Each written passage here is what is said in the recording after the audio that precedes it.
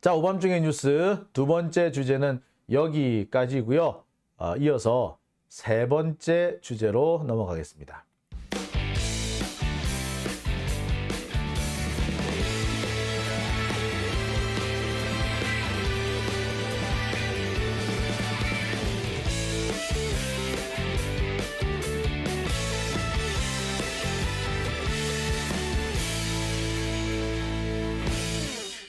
네, 오밤중의 뉴스 함께하고 계신 지금 시각 12시 22분을 지나고 있습니다.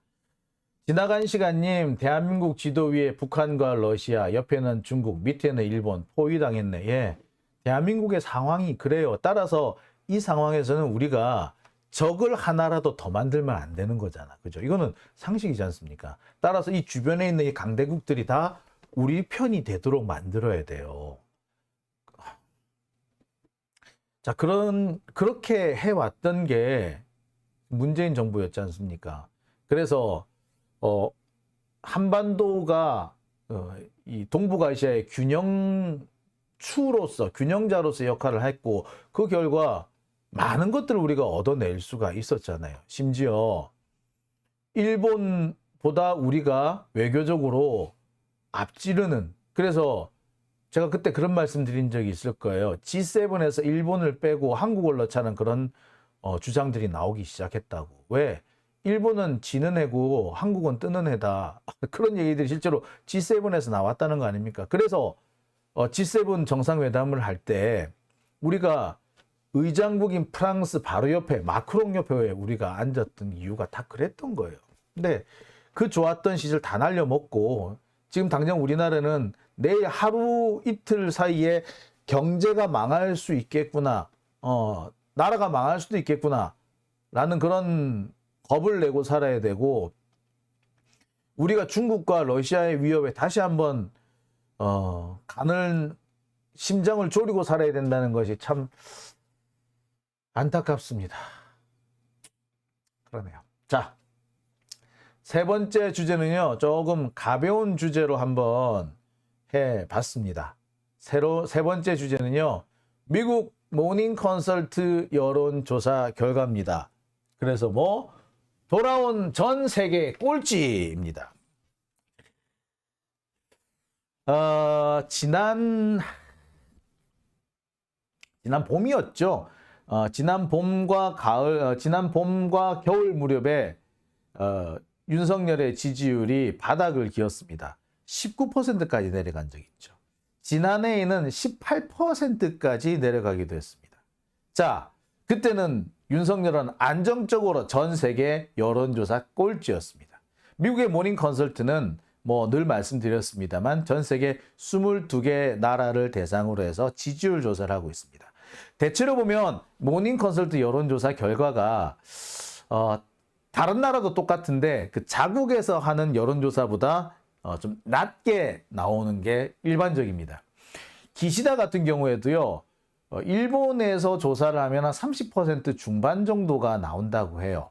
근데 모닝 컨설트 여론조사를 하면요, 25% 나와요. 그러니까 좀 낮게 나오는 경향이 있죠. 자, 그래서 우리가 참 이 모닝 컨설트 여론조사 결과를 늘 기다립니다. 특히 윤석열 지지율이 전 세계 꼴찌를 유지하는 것을 보면서 한편으로는 우리 약간의 위안도 좀 얻기도 하고 약간의 통쾌함도 이렇게 얻기도 하죠. 자, 그래서 도대체 지금 윤석열 지지율이 얼마냐? 엊그저께 발표된 여론조사 결과인데요. 1위는 늘 그렇듯이 인도의 모디 총리입니다. 2위는 스위스 총리고요. 3위는 멕시코, 4위는 룰라입니다. 브라질 룰라 대통령. 참, 룰라도 보면 정말 입지전적인 인물 아닙니까? 그 고난과 고통을 다 견뎌내고 다시 권력에 올랐습니다. 정말 우리도 이렇게 다시 한번 이런 룰라와 같은 대통령이 좀 있었으면 좋겠네요. 룰라가 노동자 출신 아닙니까? 그죠? 저는 그런 생각 가끔 합니다. 명실상부한 노동자 대통령, 노동자 생활을 해본, 월급쟁이 생활을 해본 대통령이 나왔으면 좋겠다라고 생각을 합니다. 정말 우리 주변에 있는 평범한 사람들, 그 마음을 알 수 있는 사람이 있으면 좋겠다는 생각이 드는데 현재로서는 가장 근접한 사람이 누구다? 예, 이재명입니다. 검사 같은 애들은 말이 걔들은 자기들 노동자라고 안 하잖아, 그죠? 근데 우리는 저 같은 사람도 노동자죠, 그죠? 여러분도 노동자. 노동자의 마음은 노동자가 압니다. 하여튼 뭐 룰라 대통령 그렇고요. 바이든은 40%입니다. 아까 늘 얘기했듯이 그러면 기시다는 몇 퍼센트냐? 25%입니다. 많이 내려왔죠? 한때 기시다가 40% 육박한 적도 있었어요. 왜? 윤석열한테서 그 핵폐수 동의를 받아낸 직후까지만 해도 40% 올라갔습니다. 5월 달까지만 해도 그 기시다의 지지율이 40% 근처까지 올라갔는데 계속 까먹더니 결국에 25%까지 내려왔어요. 그 밑에는 에마뉴엘 마크롱, 그 밑에는 마크 루테 네덜란드, 그 밑에는 체코 총리 페터 피알라, 그리고 맨 밑에 꼴찌가 누구? 예, 전 세계 꼴찌 윤석열입니다. 지지율 20%. 체코 총리는 20%, 윤석열도 20%. 자, 근데 똑같이 20%인데 왜 윤석열이 꼴찌지? 특히 여기 보세요. 부정평가에서도 보면 윤석열보다 체코 총리가 더 높아. 부정평가도 윤석열이 좀 낮아. 그렇게 되면 이 두 개가 바뀌어야 되지 않나? 예, 아닙니다. 제가 조금 여기저기 수소문을 해보니까 소수점 이하에서 이게 똑같이 20%인데 왜 이렇게 꼴찌가 됐냐 그랬더니 소수점 이하에서 조금 낮았대. 그래서 꼴찌로 갔답니다. 야, 참. 자, 소수점 이하 승부에서 패해서 결국에 전 세계 꼴찌가 된 윤석열입니다. 예. 지금 현재 윤석열 지지율은 20%로 세계 꼴찌입니다. 자, 근데 이 20%라는 수치가 최근 들어서 가장 낮은 수치입니다. 얼마 전까지 윤석열 지지율은요, 지난주까지만 해도요, 윤석열 지지율은 21%였습니다. 한동안 윤석열 지지율은 계속해서 20%, 20%, 21%, 21%, 22% 그 수준을 계속 유지를 해 왔었어요. 자, 이렇게 20%로 지금 떨어졌는데 얼마 전까지만 해도 21% 그리고 그 이전에는 20%대를 유지를 했었습니다. 지난주 결과인데요. 예. 21%였습니다. 3주째 21%를 쭉 유지해 왔습니다. 그 이전에는 22%를 쭉 유지했었어요. 8월 초 7월 말에 지지율이 좀 좋아져 가지고 25%까지 올라간 적도 있었습니다만 그때 반짝 올라가고 계속 22% 선을 쭉 유지를 하다가 그 어느 순간 갑자기 21%로 떨어지더니 또 한동안 21%를 쭉 유지하다가 마침내 20%대로 추락을 한 겁니다. 그러니까 지금 현재 윤석열의 지지율은 추락을 하고 있는 중이다는 거죠. 그러니까 이 7월 말 8월 초면 어떤 때인가요? 예, 바로 쌍방울 이걸로 해가지고 이재명 대표를 몰아세울 때입니다. 검찰이 수사를 해가지고 이재명 대표를 한참 괴롭힐 때 윤석열 지지율이 올라간 거예요. 그러니까 윤석열이 툭 하면은 이재명을 괴롭히려고 하고 이재명 괴롭히다가 이제 문재인 대통령까지 괴롭히려고 하는 이유가 뭐냐? 그런 식으로 이재명과 윤석열을 괴롭히면 지네 지지율이 올라간다고 생각하는 거야. 왜? 소위 말하는 소위 말하는 그 윤석열의 그 자기들 그 수구 지지층, 보수 지지층이 단결하기 때문에 그런 거예요. 그러니까 보수 지지층이 결집하는 효과가 있기 때문에 지지율이 살짝 올라가는데 또는 지지율이 낮아지는 게 중단되는데 그래서 윤석열은 필요할 때마다 이재명 대표를 여러 가지 수단과 방법을 동원해서 괴롭혔던 겁니다. 중간중간에 송영길 대표랑 돈봉투 사건도 터뜨렸고 그 사이에 김남국 의원도 한번 터뜨렸고 이번에는 또 신앙님 것까지 터뜨려가지고 자신이 떨어지는 지지율을 만회하려고 엄청 노력을 하고 있는 것 같은데 이제 더 이상 약발이 안 먹히는 거야. 8월 초까지만 해도 검찰이 수사를 하면은, 그래서 이재명을 때리면은 혹은 민주당을 때리면 지지율이 올라갔는데 이제 그 약발도 안 먹히는 단계에 왔습니다. 이 모닝 컨설트 지지율 조사에서 이렇게 20%로 내려왔다. 지난주까지 21% 쭉 유지하다가 자, 이번 주에는 20%로 내려왔다라는 건 뭘 말하느냐? 거의 바닥까지 왔다고 보시면 돼요. 제가 이 모닝 컨설트 여론조사 결과를 쭉 봐왔는데 20% 밑으로 내려가는 경우는 진짜 드물어요. 예, 거의 다 본 적이 없어. 지금까지 20% 밑으로 내려간 총 사람은 누굴 봤다? 예, 사실 윤석열이 처음이에요. 윤석열밖에 없었어. 그리고 지금 얼마 전에 그 영국 총리, 사임한 영국 총리가 있죠. 모리 총리인가 뭐 하는 사람. 예. 모디 총리. 예. 그 사람이 모디 총리 아니구나. 저기. 그 여성 총리가 있었죠. 여성 총리. 그 여성 총리가 15%까지 떨어졌었고요. 그 외에는 윤석열이 거의 유일해요. 자, 그런데 이제 그 윤석열이 최저 지지율 경신을 눈앞에 두고 있다. 자, 이런 분위기는요. 국내 여론조사에서도 그대로 드러납니다. 이 갤럽인데 갤럽 여론조사 결과가 윤석열이 상당히 좋게 나오는 경향이 있었죠. 그런데 이번 주에 나온 갤럽 결과는요. 안 좋습니다. 서울에서 윤석열 지지율은 27%까지 떨어졌어요. 세종, 충청권은 33%, 부산, 울산, 경남도 33%에 그칩니다. 지지율이 마이너스가 되고 있는데 수도권과 서울의 지지율은 마이너스 7%가 빠졌고요. 대전, 세종, 충청, 부산, 울산, 경남 등 소위 말해서 약간 캐스팅 보트를 쥐고 있다고 하는 이런 중도층이 좀 많은 이런 지역도 4%씩 빠졌습니다. 특히 여러분 우리 부산, 울산 지역에서 4%가 빠졌다는 것은 특이할 일입니다. 부산, 경남에서도 부산, 울산, 경남, 부울경에서도 윤석열 지지율이 33%밖에 안 된다는 거 이거는 드물어요. 이 국민의힘 쪽 그 대통령이 있는 상태에서 지지율이 부산, 울산, 경남에서 33%까지 떨어진 사례는 사실 박근혜 외에는 없어요. 그 다음에 이명박 퇴진 직전의 경우 외에는 없습니다. 보수층에서는 여전히 63%라는 지지를 받고 있는데 중도층 지지율은 확 빠졌어요. 20%대입니다. 중도층 지지율이 20%로 빠졌어요. 진보층에서는 8%밖에 지지를 안 한대.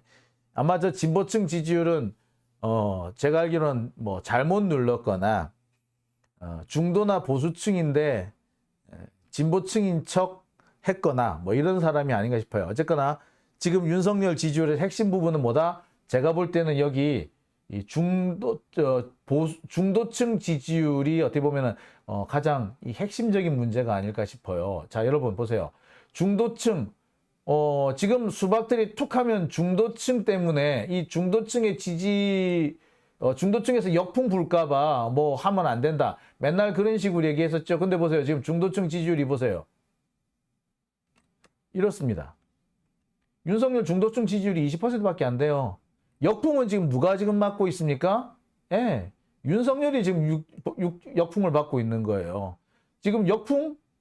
중도층의 역풍? 예. 윤석열이 받고 있는데 왜 괜히 툭 하면은 중도층의 반발이니 중도층이 뭐 역풍이 이런 얘기를 합니까? 보십시오. 예. 중도층 지지율이 이렇게 빠졌어요. 특히 부산, 울산, 경남의 지지율 보세요. 자, 윤석열 지지율 지금 엉망진창으로 빠지고 있는 게 사실입니다. 이거 뭐 명백한 거 아닌가요? 그죠? 자, 지금 윤석열 지지율은요, 꾸준한 하락세입니다. 예.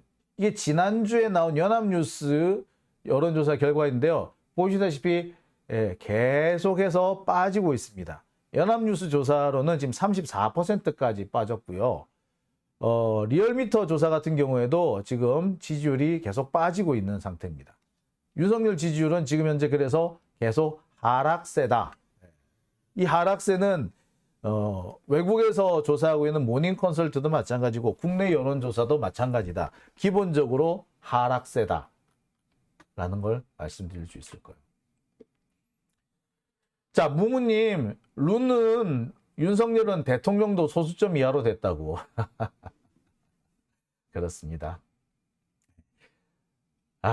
참 그렇습니다. 예. 꿈은 농사꾼님, 진보에서 8%는 정의당일 거라고요. 그 생각을 못했네요. 저는 똥파리들인가? 라고 생각했었는데, 소위 말해서 뮨파이들 있잖아, 뮨파들. 그 백광현인지 하는 이런 이상한 애들, 문재인 지지한다면서 윤석열 찍었다는 그 이상한 놈들, 걔네들이 아닌가라는 생각도 솔직히 들어요. 자, 오밤중의 뉴스 함께하고 계신 지금 시각이 12시 38분을 지나고 있습니다. 까치님, 서울에서의 20%는 TV조선족이라고요? TV족, 예, TV조선족이라는 얘기를 하더라고요. 할배, 할매, 무지들. 자, 이 사람들은 무지한 게 아니고요. 똥꼬집이에요. 저는 솔직히 말하면 노망이라는 생각만 듭니다. 뭐 이게 좀 들을 때 좀 기분 나쁘게 들릴 수도 있겠는데, 웬만한 노인들 치고 그렇게 생억지를 쓰는 사람 제가 처음 봤어요. 억지 쓰는 게 당연하고, 나중에 억지 쓰다 안 되면은 땡깡 부리고 승질 내지 않습니까? 예. 대화가 안 통하는 사람들이잖아요. 그죠? 이런 사람들하고 가서 무슨 얘기를 할까라는 생각도 들고, 그런 사람들은 무지한 게 아니라 그냥 똥꼬집이에요. 그냥 억지꾼, 어거지, 억지. 그런 사람들하고 솔직히 정말 같은 사회에 사는 게 힘들죠. 민폐를 끼치는 사람들, 이란 생각밖에 안 드네요. 자, 김동그리님, 오늘도 박광원한테 사퇴하라 문자했어요. 예. 오늘 이 민주당 비상의원총회 이 결과가 아직까지 만족스럽지 못하다고 하시는 분들 많이 계셨는데요. 하지만 이런 결과가 나오게 된 것도 사실은 우리 이 김동그리님처럼 열심히 사퇴 요구를 하는 문자 보내고 반대하는 청원 넣고 했기 때문에 됐지 않았냐 생각이 듭니다. 자, 여기 우리 이번에 하나 더 하죠. 뭘 더 하냐고요? 검사 탄핵, 숫자를 더 늘려라. 왜 1명이냐? 아니, 4명 아니면 숫자 더 늘려라. 10명으로 더 늘려라. 10명 선까지 늘려라. 그래서 뭐 어미준이니 손준성이니 이런 애들도 다 탄핵해라. 아니, 어미준, 손준성 같은 애들은 탄핵해도 되지 않겠습니까? 그 다음에 지금 대장동 사건 하고 있는 뭐 강백신이니 이런 애들도 탄핵을 하라고 해야 될 거 아니에요. 솔직히 말하자면. 얘들 거의 협박을 해서 진술을 바꿔놓지 않습니까? 그리고 지금 수원지검에서 벌어지고 있는 것까지 다 합치면 이거는 명백히 탄핵이라고 생각이 들어요. 탄핵 대상이라고 생각이 듭니다. 그리고 무엇보다도 명확한 거, 지금 여러분들 잘 아시겠습니다만 검찰 특활비 다 내역을 다 지우고 보냈잖아요. 근데 특활비는 원래 어디다 쓰는 거라고요? 기밀이 필요한 수사를 하려고, 수사하려고 쓰는 돈이 그게 특활비입니다. 그런데 지들 밥 사 먹고 지들 뭐 공기청정기 돌리고 롯데리아 가고 그 다음에 현금으로 뿌리라고 그러라고 그 예산 마련해 준 거 아니거든요.